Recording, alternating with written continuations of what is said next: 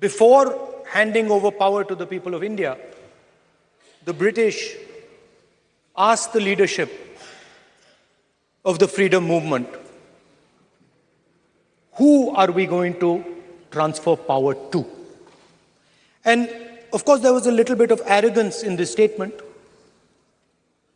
because they viewed India as a poor country. And the revolutionary answer that our freedom fighters gave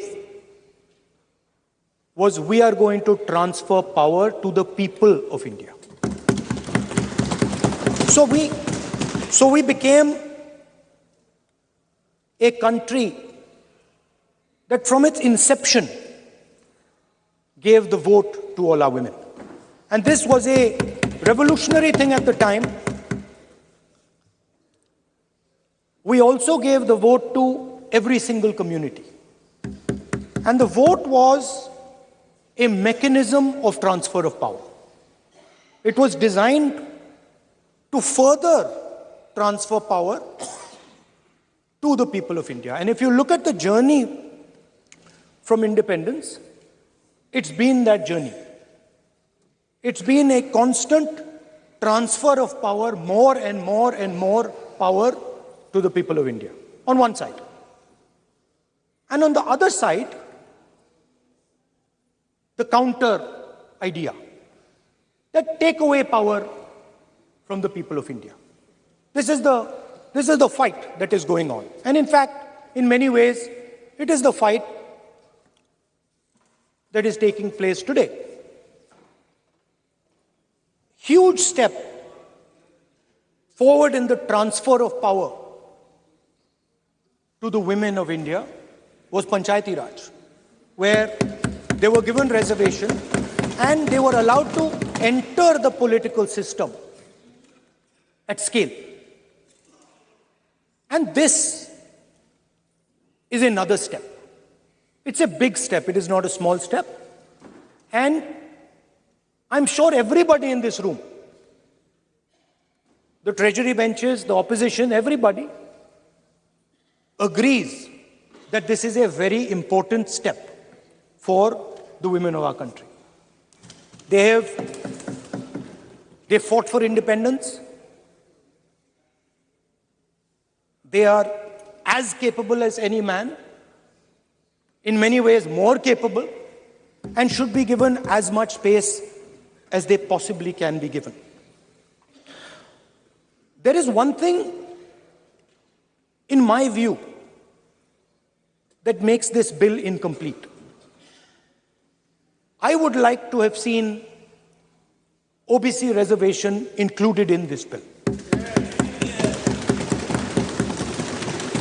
I think it is very important that a large chunk of India's population, large chunk of India's women should have access to this reservation.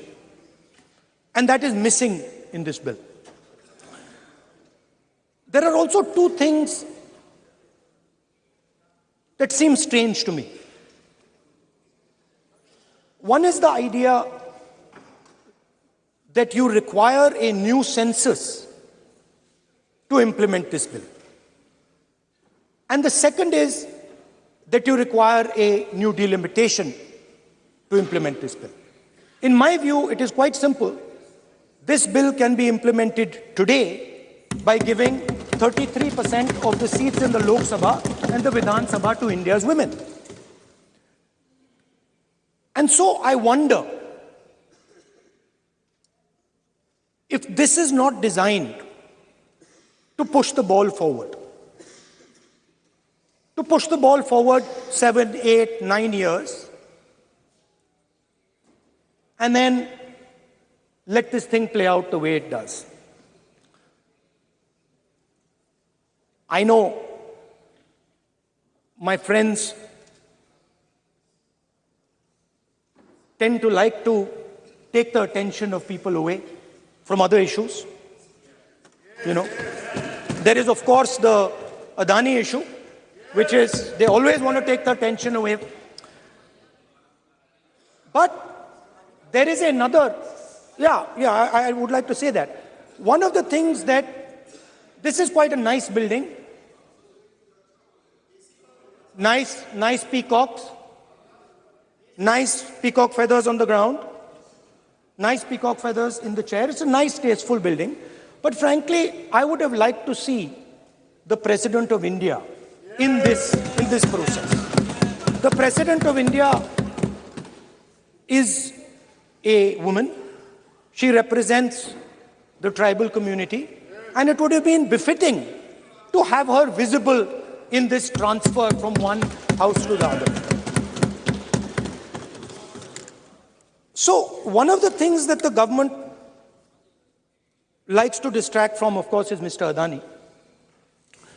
And there is another thing that the government likes to distract everybody from.